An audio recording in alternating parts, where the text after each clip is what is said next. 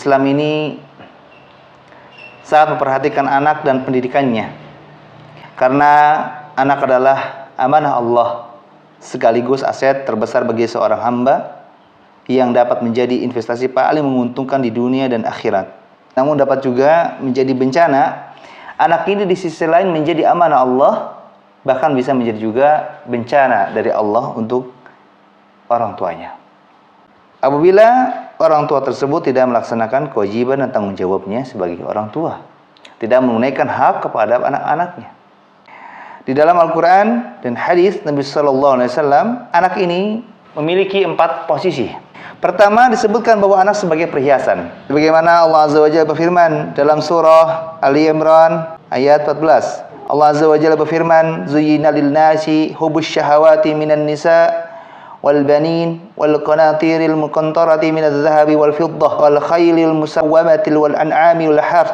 Dzalika mata'ul hayatid dunya wallahu 'indahu husnul ma'ab." Kata Allah, dijadikan indah usia kecintaan kepada sesuatu yang diinginkan. Di antaranya wanita-wanita, anak, harta yang banyak, emas dan perak, kemudian kuda pilihan, binatang-binatang ternak, dan sawah ladang. Itulah kesenangan hidup di dunia, dan di sisi Allah lah tempat kembali yang baik berupa surga. Kita sadar bahwa kita ini suka dengan perhiasan dunia, wanita, anak, harta, kendaraan, hewan-hewan ternak, dan sawah. Ayat ini menjadi bukti dan dalil bahwa anak itu sebagai perhiasan. Perhiasan ini hanya sebagai pelengkap, dan fungsi selanjutnya bisa menjadi manfaat. Kita punya emas, ketika kita pakai sebagai aksesoris, kita akan terlihat indah. Tapi ketika kita butuh uang, emas ini bisa dijual. Anak itu bukan sekedar orang yang saya lahirkan, selesai, tapi memiliki posisi yang krusial. Yang kedua, anak sebagai fitnah atau ujian. Sebagaimana Allah Azza wa Jalla berfirman, "Wa'lamu annama amwalukum wa auladukum fitnah wa annallaha 'indahu ajrun 'azim." Dan ketahuilah bahwa hartamu dan anak-anakmu itu hanyalah sebagai cobaan, dan sesungguhnya di sisi Allah pahala yang besar. Quran surah Al-Anfal ayat 28. Dalam ayat yang Allah mengatakan, "Innama amwalukum wa auladukum fitnah wallahu 'indahu ajrun 'azim." Sesungguhnya hartamu dan anak-anakmu hanyalah ujian bagimu, dan di sisi Allah lah pahala yang besar. Quran surah At-Taghabun ayat 15. Berdasarkan 2 ayat ini, maka Allah Azza wa Jalla mengingatkan manusia agar jangan sampai mereka terlena oleh harta dan anak-anak. Allah sudah kasih peringatan. Kalau kita berada di satu jalan, hati-hati, ada perbaikan jalan. Kira-kira kalau sudah dikasih peringatan kita malah ke situ, wajar kalau kita dimarahi? Wajar. Wajar kalau kita dikata-katain? Wajar. Sudah ada peringatan. Allah sudah ngasih tahu kita bahwa Allah sudah mengatakan harta dan anak-anak itu ujian untuk kalian. Ada orang tua yang tidak jadi berangkat ke majelis ilmu hanya karena anaknya yang menangis. Pikirannya yang sangat sempit, padahal kondisinya yang sangat luas. Bisa anak itu diajak ke pengajian. Ada orang tua yang ingin membantu orang lain, tapi karena hartanya yang terbatas. Saya kalau kasih orang lain, nanti ya saya sedikit. Padahal sedikit ini sudah sangat mencukupi kebutuhan dia. Diuji sama Allah nih. Harta ini membuat kamu lebih taat atau tidak taat. Jangan sampai harta yang Allah berikan kepada kita, anak-anak yang Allah karuniakan kepada kita, membuat kita lalai kepada Allah. Jangan sampai dulu ketika kita belum punya anak, kita rajin nuntut ilmu. Waktu kita miskin, kita rajin beribadah pada Allah. Tapi ketika Allah berikan anak, mulai kurang nuntut ilmunya, mulai jarang hadir ke majelis ilmunya. Ketika sudah kaya, punya uang, bisnis mulai meningkat, mulai malas ibadah pada Allah. Sering berbenturan antara waktu sholat dengan waktu bisnis, akhirnya bisnis didahulukan, sholat ditunda. Semoga kita Allah jauhkan dari fitnah yang semacam itu. Dan semoga Allah Azza wa Jalla mengaruniakan pada kita anak dan harta yang dengan sebab itu kita bisa beribadah pada Allah dengan maksimal. Selanjutnya, Allah Azza wa Jalla berfirman, "Ya ayyuhalladzina amanu la tulhikum amwalukum wala auladukum an dzikrillah wa man yaf'al dzalika faulaika humul khasirun." Kata Allah, Wahai orang-orang yang beriman, janganlah hartamu dan anak-anakmu melalaikan kamu dari mengingat Allah. Barang siapa yang berbuat demikian, maka mereka itulah orang-orang yang merugi. Quran surah Al-Munafiqun ayat 9. Di sini lagi-lagi Allah mengingatkan, jangan sampai kalian ketika sudah beriman, memiliki harta, memiliki anak, keimanan kalian hilang. Lupa tentang kewajiban kalian diciptakan di dunia ini untuk beribadah kepada Allah Azza wa Jalla. Kalian lupa konsekuensi dari iman untuk beribadah kepada Allah. Ketika seseorang sebelum beriman, mungkin dia tidak tahu aturan iman. Tapi ketika dia sudah beriman, dia sudah tahu aturan iman. Yang ketiga, posisi anak adalah sebagai musuh. Subhanallah. Allah Azza wa Jalla berfirman, Ya ayyuhalladzina amanu inna min azwajikum wa auladikum aduwan lakum fahdharuhum wa in ta'fu wa tasfahu wa taghfiru fa innallaha ghafurur rahim. Kata Allah, wahai orang-orang yang beriman, sesungguhnya di antara istri-istri kalian dan anak-anak kalian ada yang menjadi musuh-musuh bagi kalian. Maka berhati-hatilah kalian terhadap mereka, dan jika kalian memaafkan dan tidak memarahi serta mengampuni mereka, maka sungguh Allah Maha Pengampun lagi Maha Penyayang. Quran surah At-Taghabun ayat 14. Yang ketiga ini ngeri. Ternyata istri-istri kita, anak-anak kita bisa menjadi musuh ketika kita tidak mendidik mereka. Kitanya sibuk, jauh dari agama, tidak memiliki ilmu agama, tentu tidak bisa mendidik mereka. Akhirnya mereka jauh. Saking jauhnya, ketika perintah-perintah, nasihat-nasihat yang kita sampaikan malah membuat mereka menjadi musuh kita. Namanya musuh tidak akan bermanfaat, bahkan akan membahayakan.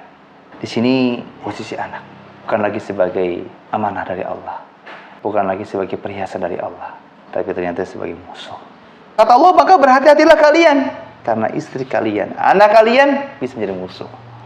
Ketika kita melihat istri kita, anak kita susah diajak baik, ada yang salah dalam pola didik kita kepada mereka. Tapi ketika kita bisa dengan mudah mengajak mereka, anak dan istri-istri kita dalam kebaikan, hadir ke majelis ilmu, menjenguk orang tua, menjenguk anaknya orang yang sakit, menolong orang, maka insya Allah itu di antara kabar bahagia yang Allah dahulukan untuk kita, bahwa kita insya Allah sudah sedikit berhasil mendidik mereka menjadi salih. Dan pertahankan itu. Jangan sampai pujian yang telah Allah berikan, kabar baik yang sudah Allah dahulukan untuk kita, malah membuat kita terlena. Dan yang keempat, posisi anak sebagai penyejuk mata. Anak sebagai penyejuk mata adalah anak yang baik, anak yang salih, yang berbakti kepada Rabb-Nya dan berbakti kepada kedua orang tuanya. Inilah anak yang dikehendaki oleh setiap keluarga, anak yang diimpikan oleh semua orang tua. Sebagaimana doanya Nabi Zakaria ketika berdoa kepada Rabb-Nya, Hunalika da'a Zakaria rabbahu qala rabbi habli min ladunka dzurriyyatan thayyibatan innaka sami'ud du'a. Kata Allah menceritakan tentang Nabi Zakaria. Di sanalah Zakaria berdoa kepada Rabb-Nya dan berkata, wahai Rabbku, berilah aku dari sisi Engkau seorang anak yang baik, sesungguhnya Engkau Maha mendengar doa.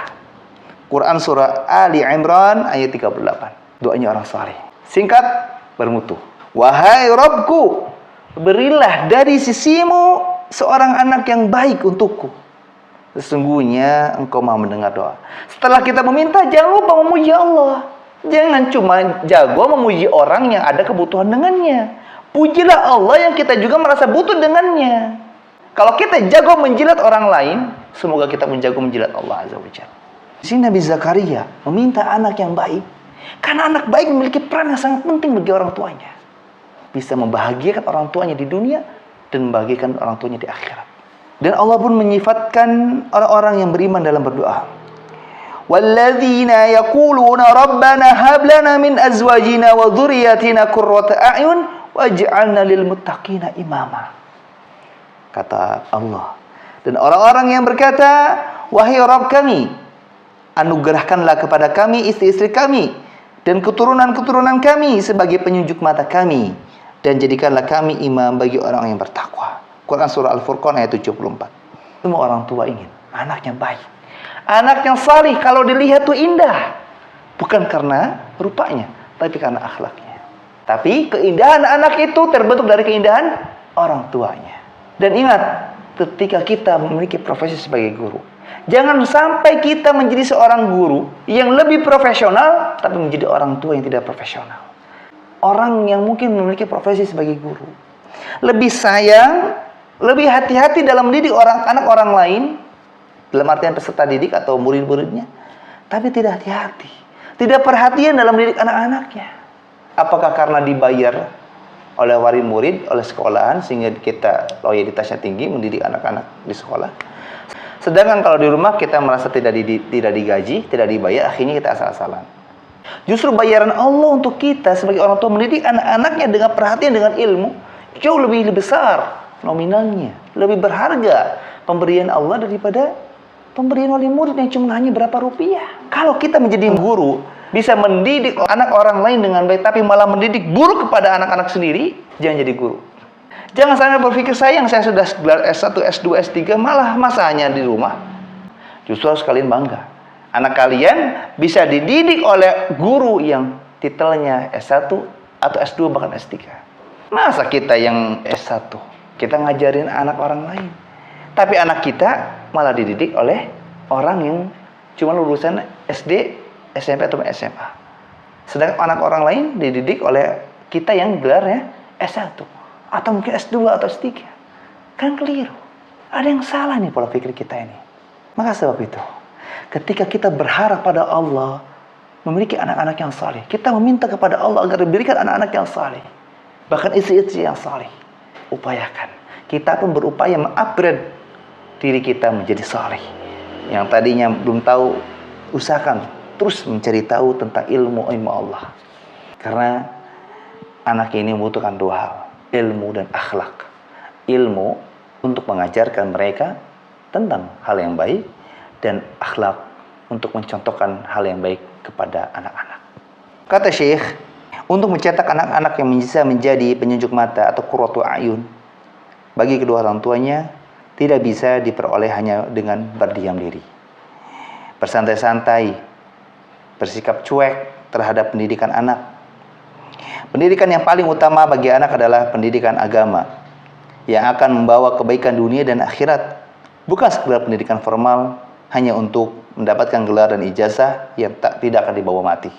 Memiliki anak keturunan yang salih, yang baik, maka kita sebagai orang tua harus menjadi orang yang salih, yang bisa menunjukkan keteladanan atau qudwah bagi anak-anak kita. Dan ini semua bisa diraih dengan ilmu yang dipelajari sebelum beramal. Kalau kita sudah kadung menikah, sudah punya anak, tidak ada kata terlambat. Dan terlambat ini lebih baik daripada tidak sama sekali. Ayo kita belajar tentang pendidikan anak, kita belajar tentang syariat, bagaimana Nabi SAW mencontohkan kita dalam beribadah, kita mempelajari tentang cara Nabi SAW mendidik anak. Insya Allah dengan ilmu yang kita pelajari, kita bisa beramal dengan benar.